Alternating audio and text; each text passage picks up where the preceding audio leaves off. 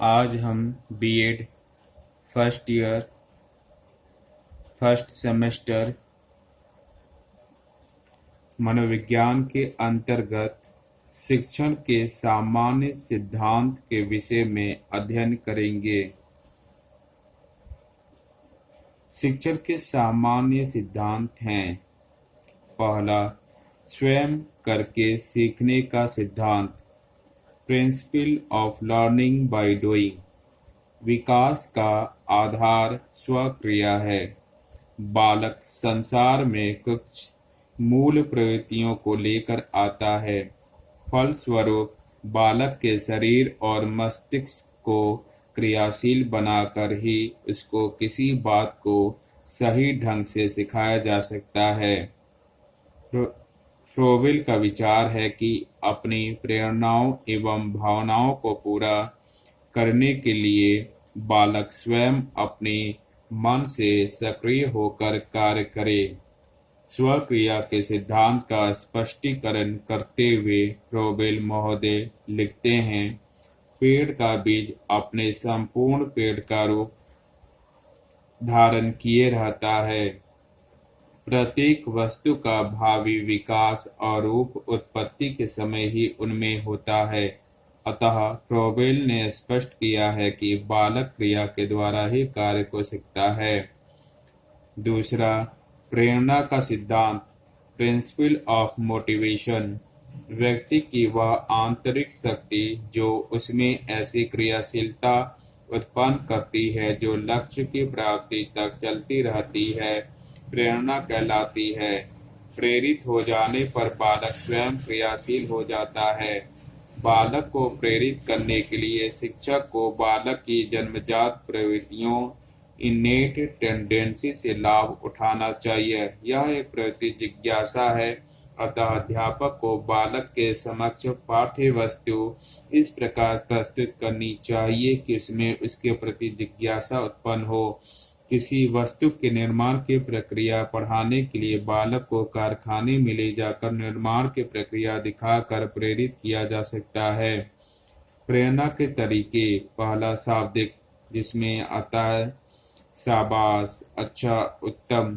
अशाब्दिक में आता है दंड, पुरस्कार।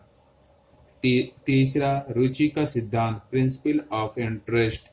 अपनी रुचि के कार्य को बालक अधिक मन लगाकर करता है। शिक्षक को उपयोगी और प्रभावशाली बनाने के लिए पाठ्य विषय में बालक की रुचि उत्पन्न करना अति आवश्यक है। स्वक्रिया का सिद्धांत, प्रेरणा का सिद्धांत, अनुभव का सिद्धांत आदि का अनुसरण करके छात्रों में विषय व पाठ्य वस्तु के प्रति रुचि उत्पन्न की जा सकती है। छात्र द्वारा रुचि न लिए जाने की स्थिति में सफल शिक्षण संभव नहीं है। चौथा, क्रियाशीलता का सिद्धांत, प्रिंसिपल ऑफ स्टीयरिंग।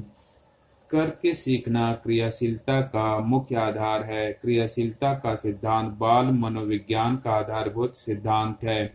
इसमें पूरी अधिगम प्रक्रिया में सीखने वाले को सक्रिय रहना परम आवश्यक है।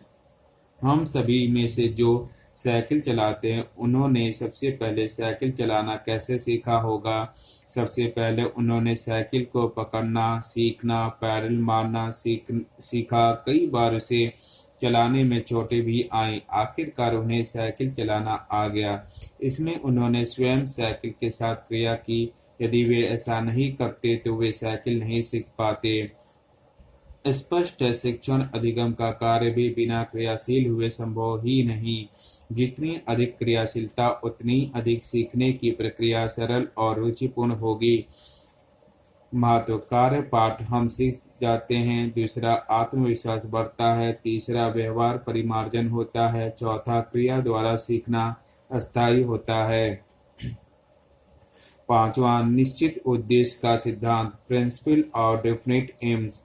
जिस प्रकार प्रत्येक कार्य का कोई न कोई उद्देश्य होता है, उसी प्रकार प्रत्येक पाठ का भी उद्देश्य निश्चित होना चाहिए। यदि शिक्षक को पाठ के उद्देश्य की जानकारी नहीं है तो उसे अपने कार्य में सफलता नहीं मिलती है। उद्देश्यों का पहले से ज्ञान होने से ही शिक्षण स्पष्ट, रोचक एवं प्रभावशाली बनता है। छात्रों को भी पाठ्य विषय के उद्देश्यों की जानकारी होनी चाहिए। इससे वे पढ़ने में रुचि लेंगे और शिक्षण सफल होगा। छठा, नियोजन का सिद्धांत, प्रिंसिपल ऑफ प्लानिंग। शिक्षण की सफलता का आधार नियोजन है। शिक्षक को किसी भी पाठ को पढ़ाने से पूर्व छात्रों की आयु, स्तर, क्या पढ़ाना है, किस विधि का प्रयोग करना है, किस शिक्षण सहायक सामग्री का प्रयोग करना है और संभावित समस्याओं को किस प्रकार हल करना है आदि सभी बिंदुओं को निश्चित कर लेना चाहिए, जिससे उसके शिक्षण की सफलता की संभावना में वृद्धि होती है। परंतु यह भी स्पष्ट है कि पाठ योजना शिक्षक की स्वामिनी न होकर उसकी सेविका है। शिक्षक शिक्षण के समय किसी भी पाठ योजना में आवश्यकता अनुसार परिवर्तन कर सकता है, अतः उसकी योजना लचीली होनी चाहिए। सातवां, चुनाव का सिद्धांत, प्रिंसिपल ऑफ सिलेक्शन। शिक्षक एक कालांश में बहुत अधिक ज्ञान नहीं दे सकते हैं, अतः शिक्षक को अपने विषय और पाठ्य वस्तु को कई भागों में विभक्त कर लेना चाहिए। इसके उपरांत उसे यह चयन करना चाहिए कि किस स्तर के बालक को एक को कालांश में वह क्या और कितना पढ़ाए, जिससे उसका शिक्षण सफल हो सके। चयन कार्य का महत्व बताते हुए रायबर ने लिखा है कि चयन का सिद्धांत अति महत्वपूर्ण है और शिक्षक की अच्छे चयन की योग्यता पर उसके कार्य की सफलता बहुत कुछ निर्भर करती है। आठवां, व्यक्तित्व भिन्नता का सिद्धांत, प्रिंसिपल ऑफ इंडिविजुअल डिफरेंस। एक कक्षा में सभी बालक नहीं मिलते हैं जिनके सभी कार्यों, चारित्रिक गुणों एवं बुद्धि स्तर आदि में एकरूपता हो, अतः शिक्षक को शिक्षण करते समय बालकों की विभिन्नताओं को ध्यान में रखना चाहिए। उसे प्रतिभाशाली छात्रों के साथ साथ औसत एवं मंद बुद्धि छात्रों का भी ध्यान रखना चाहिए, जिससे कक्षा के सभी छात्र अधिगम करने में समर्थ हो सके और शिक्षण प्रभावशाली बन सके। नौवां, लोकतंत्री व्यवहार का सिद्धांत, प्रिंसिपल ऑफ डेमोक्रेटिक बिहेवियर। लोकतंत्री व्यवहार के सिद्धांत का मूल उद्देश्य है समानता एवं सहभागिता। किसी भी कक्षा में विभिन्न स्तर के छात्र पाए जाते हैं। कुछ छात्रों का शिक्षक से बहुत लगाव होता है तो कुछ छात्र शिक्षक से बिल्कुल उदासीन रहते हैं। यही स्थिति शिक्षकों की भी होती है। कुछ छात्रों से उनका बहुत लगाव होता है तथा कुछ छात्रों के प्रति उदासीन रहते हैं, परंतु ऐसी कक्षाओं को लोकतंत्री व्यवहार युक्त कक्षाएं नहीं कहा जा सकता है। शिक्षक को इस बात का हमेशा ध्यान रखना चाहिए कि कक्षा में पढ़ने वाले सभी बच्चों के प्रति शिक्षक का समान व्यवहार होना चाहिए। लोकतंत्री व्यवहार के सिद्धांत की मान्यता है कि कक्षा शिक्षण शिक्षार्थियों की सहभागिता पर आधारित हो तथा शिक्षार्थियों की क्रियाशीलता से पाठ्य वस्तु पढ़ाई जाए। 10वां, जीवन से संबंध स्थापित करने का सिद्धांत, principle of establishing relationship with life.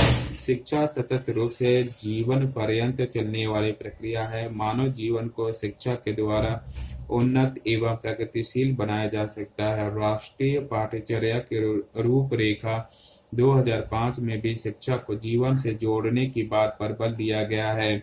व्यक्ति शिक्षण के माध्यम से ही शिक्षा प्राप्त कर सकता है, इसलिए शिक्षक को किसी भी पाठ को पढ़ाते समय उन तथ्यों एवं पहलुओं पर ध्यान केंद्रित करना चाहिए जो छात्रों को उसके जीवन की क्रियाओं के साथ संबंध स्थापित करने में सहायक हो। जीवन से संबंध स्थापित हो जाने पर नवीन ज्ञान एवं कौशल छात्र के जीवन का स्थायी अंग बन जाता है तथा छात्र इस ज्ञान का प्रयोग जीवन की आने वाली परिस्थितियों को सुलझाने में करते हैं। 11वां, आवृत्ति का सिद्धांत, प्रिंसिपल ऑफ रेपिटेशन। शिक्षक को छात्रों को पाठ के जरूरी भाग को दोहराने का अभ्यास कराना चाहिए। आवृत्ति के द्वारा प्राप्त ज्ञान अस्थायी होता है। कठिन पाठ को अधिक बार अभ्यास कराना चाहिए एवं सरल पाठ को कम बार अभ्यास करके भी अच्छे प्रकार समझा जा सकता है। यह निर्णय शिक्षा पर निर्भर करता है कि पाठ विशेष को किस छात्र को कितनी बार अभ्यास करना है। प्रत्येक पाठ हर बालक के लिए कठिन या आसान नहीं हो सकता। यह बालक की व्यक्तिगत विभिन्नता पर निर्भर करता है। 12वां, निर्माण एवं मनोरंजन का सिद्धांत, principle of constructivism and entertainment. इस सिद्धांत की मान्यता है कि सभी व्यक्तियों में रचनात्मक शक्ति जन्मजात होती है। यदि इस व्यक्तियों को अवसर दिया जाए तो उनकी रचनात्मक शक्ति और प्रखर हो सकती है। शिक्षण करते समय इस बात का भी ध्यान देना चाहिए कि जो भी पाठ पढ़ाना हो उसको कक्षा में सीखने वालों की अर्थात छात्रों के सृजनात्मक क्रियाओं को विकसित करने वाली शिक्षण विधियों द्वारा पढ़ाया जाए। इसके दो लाभ हो गए, पाठ रुचिकर होगा एवं अधिगमकर्ता तथा शिक्षक के मध्य अंतःक्रिया का भी पर्याप्त अवसर मिलेगा। निर्माण व मनोरंजन के सिद्धांत के द्वारा स्वतः अध्ययन का विकास तथा चिंतन मनन का विकास होता है। मनोरंजनात्मक क्रियाएं शिक्षण कार्य में जब तक सम्मिलित नहीं होती हैं तब तक शिक्षक एवं शिक्षार्थी दोनों पर सकारात्मक प्रभाव नहीं पड़ेगा। 13वां विभाजन का सिद्धांत, प्रिंसिपल ऑफ डिवीजन। विभाजन के सिद्धांत को लघु सोपानों का सिद्धांत भी कहते हैं। शिक्षण एक व्यापक प्रक्रिया है। यदि पाठ को विभाजित करके पढ़ाया जाए तो शिक्षण सफल एवं सरल बन जाता है। पाठ को विभाजित करने के उपरांत सरल से कठिन विधि को अपनाना चाहिए। इससे शिक्षण में व्यवहारिक रूप से तारतम्यता बनी रहती है। जैसे यदि किसी शिक्षक को छात्रों को व्याकरण का ज्ञान देना है तो वे छात्रों को सर्वप्रथम अक्षर ज्ञान सिखाए, फिर शब्द बनाना सिखाए, इसके उपरांत वाक्य बनाने का नियम बता तथा व्याकरणिक दृष्टि से इनका प्रयोग पूर्ण होगा। इस प्रक्रिया से छात्रों को पाठ्यवस्तु सरलता से समझ में आ जाती है तथा शिक्षण बोझिल भी नहीं लगता है। वैज्ञानिक दृष्टि से भी यह सिद्धांत पूर्ण माना जाता है, क्योंकि इस सिद्धांत के आधार पर आगे बढ़ने पर शिक्षक को छात्रों के सीखने की गति व स्तर का ज्ञान हो जाता है तथा शिक्षक अपने शिक्षण कार्य में सुधार भी करते चलते हैं। 14वां अनुभव का सिद्धांत, प्रिंसिपल ऑफ एक्सपीरियंस। जीवन एक अनुभव है, अतः बालक को सिखाई जाने वाली बात का संबंध उसके जीवन के अनुभवों से होना चाहिए। हम प्रतिदिन एवं प्रतिक्षण अनुभव प्राप्त करते रहते हैं, परंतु इन अनुभवों में से वे ही अस्थायी हो पाते हैं जिनका संबंध पिछले अनुभवों से होता है। अतः बालक के अनुभवों का उसके पुराने अनुभवों से संबंध स्थापित किया जाना आवश्यक है।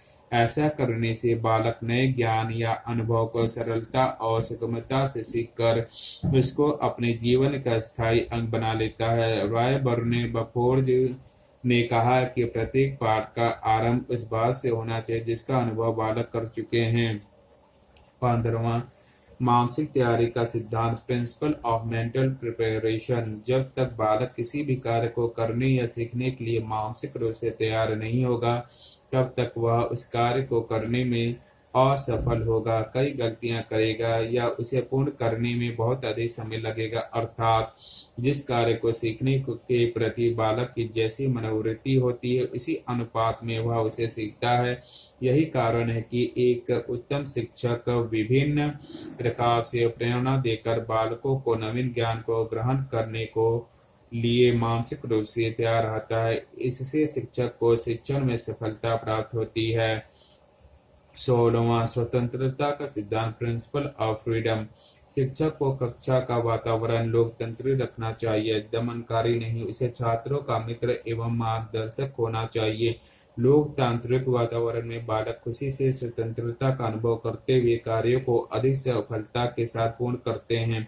मॉन्टेसरी ने बालक की शिक्षा में स्वतंत्रता को बहुत महत्वपूर्ण स्थान दिया है।